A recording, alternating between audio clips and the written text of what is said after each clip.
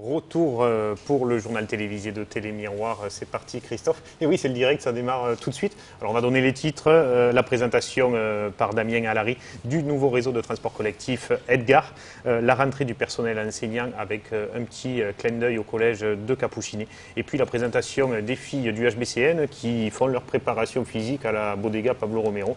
On ne sait pas vraiment si c'est une vraie préparation physique, hein, Christophe. On y reviendra en tout cas en fin de journal. Bonsoir Patrick et bonsoir à toutes et à tous. Lorsque rentrée rime avec nouveauté, en ce mardi 1er septembre, le président du Conseil général du Gard a présenté ce matin un nouveau réseau de transport collectif à travers le département.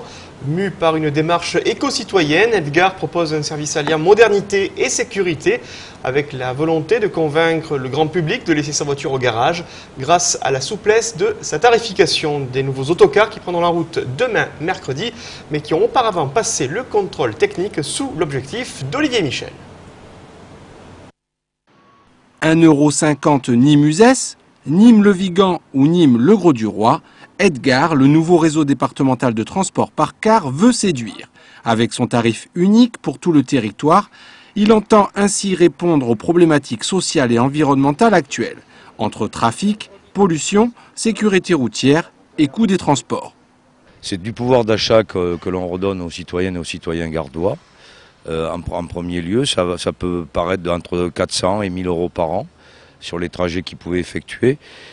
Et en même temps, tout cela se fera dans un esprit de sécurité complète, avec surtout un renouvellement de matériel, avec des cars modernes, adaptés pour une partie, et ça viendra petit à petit aux handicapés, avec des ceintures de sécurité, avec le souci également en matière écologique de ne plus, j'espère que les gens laisseront un peu plus la voiture au garage et que ces millions de tonnes de CO2 que l'on met dans l'atmosphère seront réduits. Déjà présent sur le transport scolaire avec 23 000 élèves transportés par an et cofinançant les transports urbains de Nîmes et d'Alès, le département veut ainsi offrir un véritable réseau de déplacement pour tous, l'enveloppe globale atteignant les 34 millions d'euros. Pour ce faire, une délégation de services publics gérée par Veolia regroupe désormais les 22 entreprises de transport gardoises. Écoutez, ça a fait l'objet de nombreuses discussions. Et c'est pour ça que je dis que ça a duré 1 an ou 1 an et demi. Il y en avait 19 et il y a quelques jours, les 2 autres sont venus. Et aujourd'hui, tout le monde est sous la même bannière d'Edgar. Ils ont gardé bien sûr ces entreprises dans leur personnel. Et je suis heureux qu'on ait un système aujourd'hui enfin moderne. On était un peu en retard, à mon avis, je le dis, sur ce département. Avec 70 lignes sur le Gard, dont 24 seront régulières et plus de fréquences, Edgar se pose comme une véritable alternative aux véhicules individuels et propose même différents forfaits annuels pour les salariés, les étudiants ou vos loisirs. Alors Christophe, on ne sait pas si avec Edgar on est obligé d'aller chez Ed, l'épicier, ou si on peut faire ses courses ailleurs aussi. Tout dépend en tout cas la direction que l'on prend et ensuite je vous laisse libre choix à la destination de votre lieu d'achat. On précise en tout cas pour nos téléspectateurs que le réseau Edgar comporte 70 lignes dont 24 régulières, 2 de rabattement, 6 de proximité et 38 lignes communes aux scolaires ainsi qu'aux usagers. Que ce soit en bus, à pied ou à vélo, ils étaient 850 000 enseignants à travers la France à reprendre ce matin le chemin de l'école pour la rentrée des professeurs, 24 heures avant celle des élèves. Ce matin, nous avons suivi l'un d'entre eux au sein du collège nîmois Capuchinet, un professeur de français et italien que nous connaissons bien ici sur Télémiroir et qui accueillera demain mercredi ses premiers élèves. Dernière rentrée pour un futur retraité qui devra composer cette année avec la morosité du corps professoral sur la question des salaires, la réduction des effectifs et la consigne d'informer les élèves sur la grippe A, un sujet signé Alain Bonnet. Si le collège Capuchinet est désert ce mardi 1er septembre, c'est que la rentrée de certaines classes, c'est pour demain. Aujourd'hui, cependant, c'est la rentrée des enseignants. Et pour Michel Rousseau, professeur français-italien, c'est sa dernière avant une retraite bien méritée. Quand on a passé 20 ans dans un collège, comme c'est mon cas ici, quand on a eu beaucoup d'élèves, c'est vrai qu'on s'en va quand même avec, je dirais, une certaine tristesse et pas une certaine légèreté comme on pourrait le croire. Cette pré-rentrée pour les enseignants, c'est l'occasion de faire le point, de se connaître, de se retrouver et de préparer le mieux possible le jour J. Le chef d'établissement présente, surtout pour les nouveaux arrivés, les nouveaux enseignants, le personnel administratif qui n'était pas là l'an dernier, l'établissement lui-même.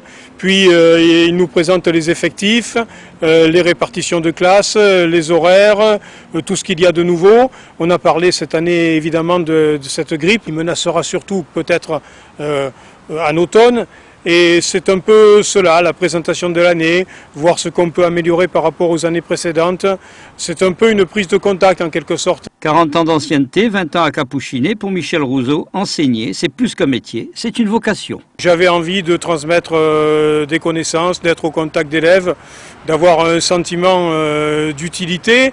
Il me semblait que ce métier me convenait et finalement je dirais que c'est ce qui s'est passé. Quant aux bons souvenirs, il prime sur les mauvais pour Michel, car au contact de ses élèves, il a beaucoup appris à son tour. Je pense avoir été utile aux élèves, mais je pense que les élèves m'ont également appris beaucoup de choses sur eux-mêmes et sur moi-même. Il est vrai que Michel est quelquefois désemparé devant le mal-être de ses élèves au quotidien face à leur devenir. Malgré les difficultés, il faut y croire, il faut s'accrocher, se dire qu'on sortira un jour de ces périodes de crise et qu'à ce moment-là, il vaudra mieux en sortir avec des diplômes. Mais au fait, Michel, juste une question. Si vous n'aviez pas été enseignant, quel métier auriez-vous fait ? Je vais vous répondre très franchement parce que je le sais. Depuis quelques années seulement, mais je le sais, j'aurais bien aimé être journaliste sportif. Journaliste sportif, Patrick, vous avez entendu? Il est à moitié quand même sur Télémiroir, Michel, et ce depuis l'époque de Télé Bleu même. Exactement, on a l'occasion également de le retrouver dans le cadre de Miroir des Sports sur les commentaires des matchs du Nîmes Olympique. Et puis toujours concernant la rentrée dans le Gard, les représentants respectifs de la région, du département et de la ville de Nîmes vont effectuer à partir de demain leur tournée de rentrée dans les différents établissements scolaires. Georges Frêche pour les lycées, Damien Alary pour les collèges et Jean-Paul Fournier pour les écoles nîmoises. Et puis au niveau national, c'est le ministre du budget de la fonction publique, Éric Woerth, qui s'est exprimé aujourd'hui sur le sujet de la rentrée, affirmant sur RMC que le salaire moyen d'un enseignant était assez faible, selon lui, l'estimant en dessous de 2 000 €. Fin de citation.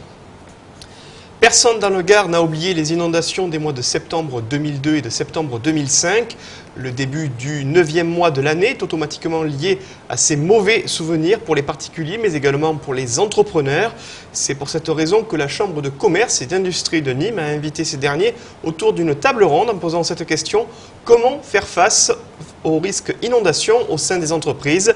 But de l'opération, inciter les entreprises à anticiper, assurer la sauvegarde de l'activité et de ses dividendes, mais aussi trouver des aides adaptées, des arguments solides pour convaincre les compagnies d'assurance. Alain Bellon nous en dit plus dans ce reportage. Le Gard subit chaque année diverses inondations.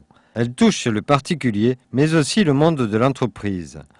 Le programme Préserve, prévention des risques économiques et sociaux et renforcement de la viabilité de l'entreprise, est là pour sensibiliser les responsables de PME et PMI à anticiper les difficultés rencontrées, sans arrêter l'activité. Ceux qui ont eu l'expérience malheureuse des inondations commencent un petit peu à savoir quelles sont les dispositions à prendre. En fait. Mais on aimerait formaliser ça de façon un peu plus rationnelle dans les mois qui vont venir et inciter les entrepreneurs à produire ou à élaborer des plans de continuation d'activité pour les entreprises dites PME, PMI ou pour les petites entreprises qui n'ont pas forcément pris ou n'ont pas forcément eu les moyens de mettre en place ces dispositifs.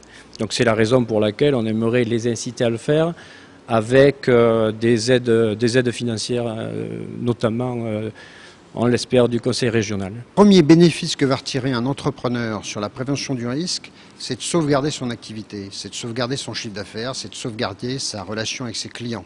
Les entreprises ont tendance à attendre beaucoup de l'assureur. L'assureur est là, il le dit, son métier a besoin d'un aléa, et à partir du moment où l'aléa devient trop fréquent, il considère que ça n'est plus un aléa, donc il ne l'assure plus.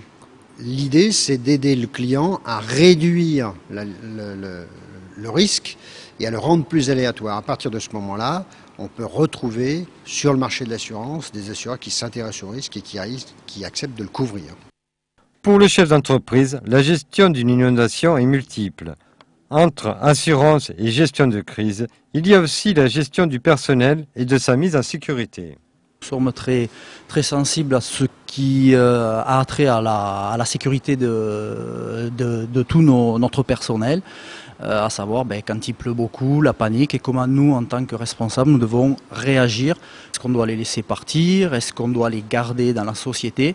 Donc c'est mettre en place un plan que nous avons appelé plan particulier de mise en sûreté, de manière à ce que ces gens-là soient le plus en sûreté possible, avec des points de rassemblement dans l'entreprise et tout ce que nous devons prévoir dans ce lieu de rassemblement. Depuis un an, je me bats pour essayer d'avoir toutes les informations possibles de manière à mettre en place ce plan.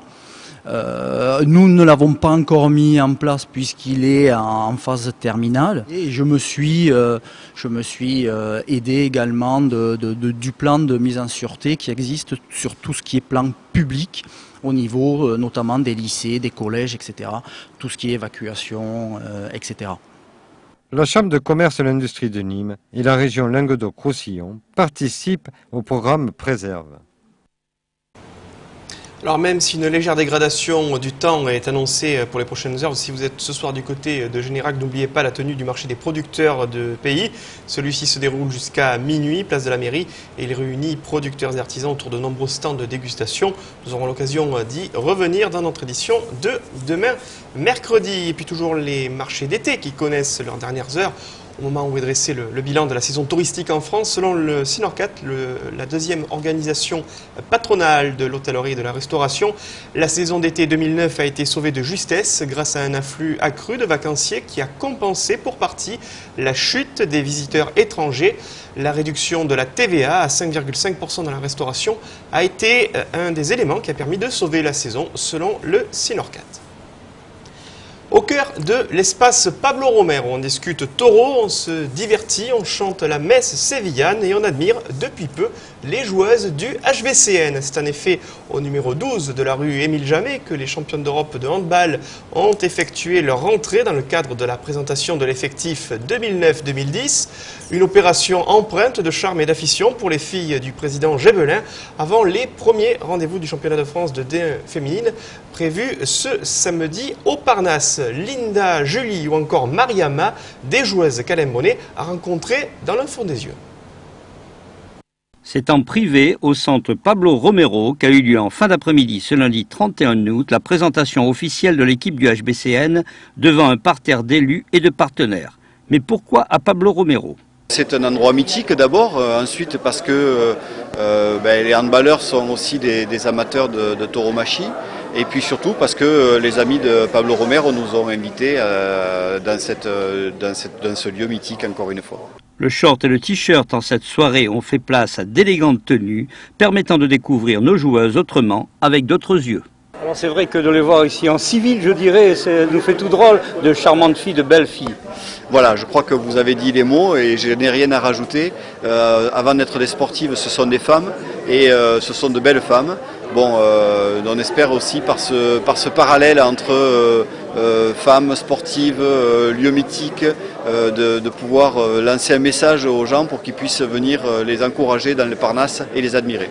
Quant au départ d'Ingrid Barral, il laisse un peu de nostalgie dans le cœur de l'équipe, mais de jeunes pousses sont d'ores et déjà présentes et apporteront un sang nouveau, on n'en doute pas, à l'équipe, comme le souhaite son président. Le départ d'Ingrid Barral, c'est surtout moins par rapport à l'éthique, à l'objectif du club qui était d'amener des jeunes de la région au plus haut niveau, parce que c'est quand même une fille de Saint-Hippolyte-du-Fort qui a connu le handball à Saint-Hypo et à Nîmes et qui est revenue l'an dernier pour gagner une Coupe d'Europe. C'est un beau message à lancer aux jeunes de la région. Pour leur dire que le handball de haut niveau, c'est fait pour tout le monde. Maintenant, on a quand même une formation derrière, vous le verrez tout à l'heure, on a des jeunes pousses qui arrivent derrière, qui arrivent aussi des jeunes pousses de la région, et on espère qu'elles vont prendre la place d'Ingrid et de la faire oublier, même s'il est difficile d'oublier une fille comme Ingrid. On a Alain Bonnet d'estime brûlée après ce reportage, Christophe, dans les yeux des joueuses du HBCN. On a senti en tout cas sur le ton de certaines de ces questions. Vous l'avez. Effectivement, c'était flagrant. Allez, on continue sur une note sportive avec la clôture du marché d'été des transferts. Hier soir, en Ligue 2, c'est du football. 2 joueurs se sont engagés en toute dernière minute en faveur du Nîmes Olympique et de l'AC Arles Avignon, respectivement. Côté Croco, notons l'arrivée de Benjamin Mukanjo, un jeune attaquant camerounais âgé de 20 ans et qui évoluait jusqu'alors au stade rennais. Côté arlésien, recrue de choix pour Michel Estevan avec l'arrivée sur les bords du Rhône d'André Ayou, qui n'est autre que le fils d'Abedi Pelé, prêté pendant 1 an par l'Olympique de Marseille sans option d'achat. Âgé de 19 ans, l'attaquant franco-ghanéen avait été titularisé en 2007 par l'OM en Ligue des Champions face à Porto. L'an passé, Ayou a évolué sous les couleurs de Lorient, où il a inscrit 3 buts en 22 rencontres. Arles qui n'est plus 3e du classement de Ligue 2 après la victoire hier soir de Nantes, 2-1 sur la pelouse de Brest. Les Canaries qui montent ainsi sur la 3e marche du podium de ce classement de Ligue 2 du fait d'une meilleure différence de buts par rapport à leurs homologues arlésiens. Puisqu'on parle de football, Patrick, je crois qu'il est temps peut-être de rappeler à nos téléspectateurs les rendez-vous de la soirée, puisque ce soir il sera question de ballon rond. Alors on vous retrouvera bien sûr pour la rediff du JT Christophe à 20h30 et bien sûr la soirée du mardi comme l'année dernière c'est place au Croco avec Croco Hebdo pour démarrer, un invité de marque en ce début de saison, c'est bien sûr l'entraîneur de Nîmes Olympique Jean-Michel Cavalli qui sera à vos côtés ce soir dans l'émission et puis derrière bien sûr le match de la semaine dernière Nîmes-Metz, le match nul 1 partout avec aux commentaires Olivier et Patrick bien sûr comme d'habitude au micro. Olivier Martinez qui sera bien évidemment au micro et puis ce soir les Croco Hebdo qui sera présenté par Pierre-Paul Castelli. Pierre-Paul qu'on retrouvera également jeudi soir, on peut le dire d'ores et déjà à nos téléspectateurs, dans le cadre de 2 émissions spéciales. Jeudi soir il y aura une émission spéciale Tendance de la rentrée, Cap Tendance, et puis vendredi Pierre-Paul sera en direct de Cap Tendance. De Cap Costière. Cap Costière, pardon, pour cette émission Cap, pas Cap. Et tout le monde est bien sûr invité à rejoindre le plateau en direct à Cap Costière à partir de 18h30 ou même bien sûr avant. Beaucoup d'animations tout au long du week-end. Télémiroir est partenaire de cette grande opération. Voilà Patrick pour l'actualité de ce soir. Bonsoir à toutes et à tous. Bonsoir.